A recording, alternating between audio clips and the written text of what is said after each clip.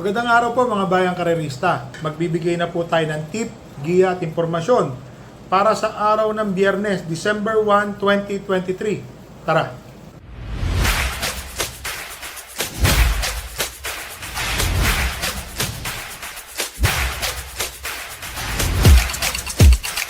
So mga bayang karerista, December 1 na po ang magbibigay natin ng tip.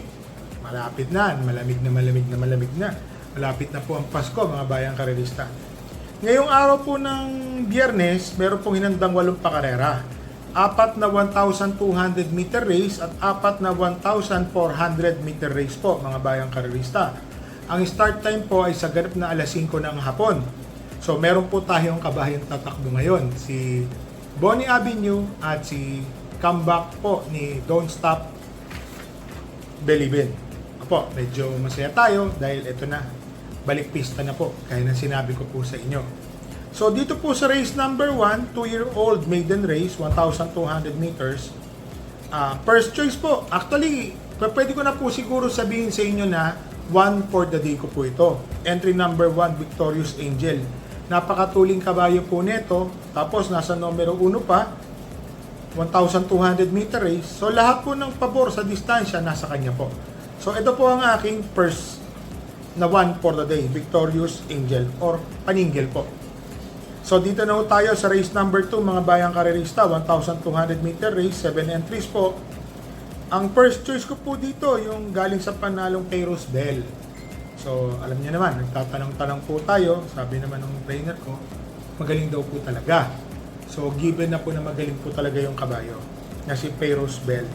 Ang second choice ko po dito yung isang matuling kabayo po na si King Hans, entry number 3. Baka mamaya po kasi magkaroon ng killer pace yung Ginebra and Senyorita, manood po ng tersero si King Hans po. Malay nyo po, baka bigla po magkaroon ng milagro, manalo po. Kasi alam ko po ito si King Hans, gumagawa po ito ng 1.12 sa distansyang 1,200 meter race. Or sa 1,400 meter race, maning-mani po sa kanya yung tiyempong 1.25 medya, 1.26 po. So siya po ang aking second choice. So dito po sa race number 2, first choice po entry number 5, Payros Bell. Second choice po entry number 3, King Hans.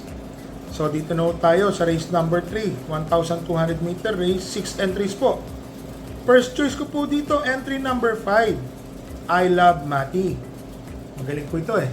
Ilan po masasabi ko? Galing na galing po ako dito, lalo na nasa rating 5 po. Ngayon, itong sinasabi ko pong rating 5 na to, ito po yung masasabi natin na pag nanalo ka, papani ka talaga. Pag natimbang ka, aakyat ka rin po ng winners and placers, mga tumitimbang. So dun, uulit ka ulit ng kung ilang talo yun. Hindi ko lang po alam kung makakababa ka ulit ng non-winner, non-placers po eh. So ito po, ang first choice ko po dito, entry number 5, I Love Mati. Galing na galing po ako dyan. Second choice ko po, entry number 1, Matuling Kabayo. Nung nakaraan po, bumabalik pa ho itong kabayo na to. Medyo baka kulang pa ho sa swerte si J.R. Gilieda. So sana ho, swertein po itong batang hinete na to. Si Gilieda. Siya po ang aking second choice. So dito po sa race number 3, first choice po, entry number 5, I Love Mati. Second choice po, entry number 1, Action Rules. So dito na tayo sa race number 4, mga bayang karerista, 8 runners po. 1,200 meter race. First choice po, Matuling Kabayo, entry number 4, Sylvia Pla. Opo, yan po ang aking first choice. Kasi kung matatandaan nyo po itong kabayo na to, may mga takbo po ito na magaganda. Di bandera, medyo ito pong pacing dito, tingin ko kayang-kaya niya po ito eh. Alam ko po, matuling dito yung Stefani, kayang-kaya po niya. Sa tingin ko lang, kayang-kaya niya yung erehan dito. Ang second choice ko po dito yung entry number 1, na couple entry 1 and 1A, Bahandi and Moon Island. Si Moon Island po, parang tinesting po yan ng previous run niya. Ang ganda po ng tinakbo ni Moon Island para sa akin po. Nakikitaan ko po ng potential po si Moon Island, mga bayang karerista. Tapos alam naman natin, si Bahandi, mainam na kabayo po talaga. Kaya yun po, siya pong sa aking second choice. Ang third choice po, yung entry number 6, Solomo Eni. Ito po kasing si Solomo Eni nung mga nakaraan, mababang numero. Ngayon po, nasa taas ng numero. Tingin ko po maganda po ang ipapakita nito ni Solomo Eni. Ngayon po. So dito po sa race number 4, First choice po, entry number 4, Sylvia Plath. Second choice po, entry number 1 and 1A, Bahandi, Moon Island. Third choice po, entry number 6, Solomo, Eni. Ngayon po mga bayang karerista, kung kursa natin yung po magdagdag, kagaya po ni Sundance, Isla Puting Bato, alam naman natin, mabababa rin po sa laban yan. Dagdag po kayo. Dito po ako hirap na hirap sa race number 6, mga bayang karerista. Dito na po, sa race number 5, 10 entries po. May kabayo po tayo, si Bonnie Avenue. Ngayon po, masasabi ko po sa inyo na ipampepremera ko na po siya. So sana ho, maging maganda po ang performance kay Jackie Lester de Jesus. May tiwala naman po tayo kay Jackie Lester. Mapalundag lang po ng maganda. Maganda po magbibigay na laban po sa kanila niyan. Si Bonnie Avenue, first choice ko po yan. Ang second choice ko po dito, yung entry number 2 na si Ace Up.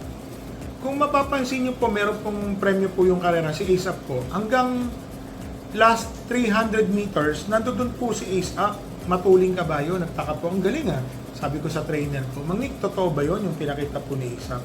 Sabi po niya sa akin, oo boss, yes, totoo yan. May inam pa yung kabayo na yan. Kaya yun po, pinasabi ko naman sa inyo kanina pag-uusapan namin. Tapos ito po si Noir, may inam din po yan. Yung entry number 3, siya po yung third choice ko, mga bayang karerista. So sana, manalo po, pala rin po si Bonnie Avenue. Itong karera na race number 5, siya po ang aking first choice. Ang second choice ko po, entry number 2, Ace Up. Third choice po, entry number 3 na si Noir. So dito na po tayo sa race number 6, mga bayang karerista. 1,400 meters na rin po ito, 9 entries. Ito po, si Yabad Dabadur. Binalik po kay Jeffrey Pagulaw Sarate. Mayroon po kasi mag-comment. Maganda naman po yung pinakita nito nung kay Sarate nung nakaraan. Basta po yung parang kung titignan natin, Ugando, kaya lang nung mga nire-review ko, parang ano na rin pala. Yun na rin po pala yung dating niya. Opo, tinanong ko po sa trainer ko yan. Nireview ko yung takbo ni Yabad Dabadur nung kay Jeff Sarate. Ano ba masasabi mo? Parang ganun na rin siya. Yun na rin po. Kaya po siguro natalo siya nung nakaraan nung patong po siya ang sakay po niya si Jackie O'Neil Cortez. Sa mga bayang karerista, alam niyo naman, minsan may ginagamayan, meron pong pinapakita. Alam niyo, magaling sa ganitong hinete sa pagdadala, magaling sa ganun, may binabagayan. Kaya po, ang sasabihin ko po sa inyo, first choice ko po ngayon, Yabad Dabadur, Jeffrey Pagulaw Sarate pong pumatong, baka gamay po niya yan. Ang second choice ko po yung entry number 2 na Cristiano. Ang galing po no panalo nung nakaraan ni Cristiano. Oo, talagang gaya ng sinabi ko sa inyo, nakababa rin po ito ng ratings. Kahit rating 10 pa to, tingin ko kaya pang umulit manalo nito ng 2 beses. Si Cristiano po. Yan ang third choice ko po yung entry number 4 na si Celebrity. Napakaswerteng jockey po, si Jackie King Flores. Ngayon po is nakakadalawang panalo na po yan. Race 1 and race 2. Itong araw ng Miyerkules. So tingin ko po, iba ang swerte mga bayang karerista. So dito po sa race number 6, first choice po entry number 8, Yabad Dabadur. Second choice po entry number 2, Cristiano. Third choice po entry number 4, Celebrity. Pero mga bayang karerista, dagdag po tayo dyan. Yun lang po masasabi ko.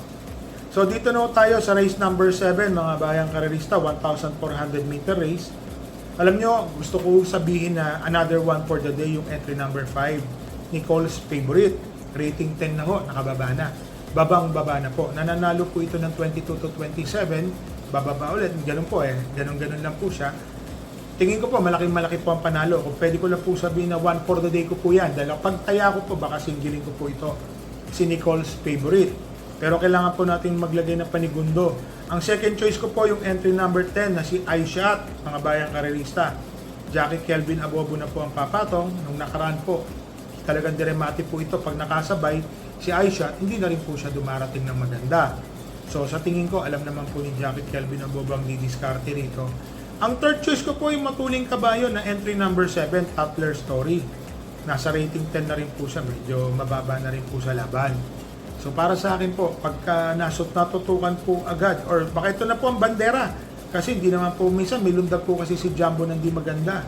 Baka magbandera na po ito si Toddler Story pag di po nila nasundan agad to. Alam niyo na, pass your paper na po ito. So dito po sa race number 7, first choice po entry number 5, Nicole's Favorite. Second choice po, entry number 10, iShot. At third choice po, entry number 7. Ulitin ko lang po ha, mga bayang karirista, pasensya na. First choice po, entry number 5, Nicole's Favorite. Second choice po, entry number 10, I Shot.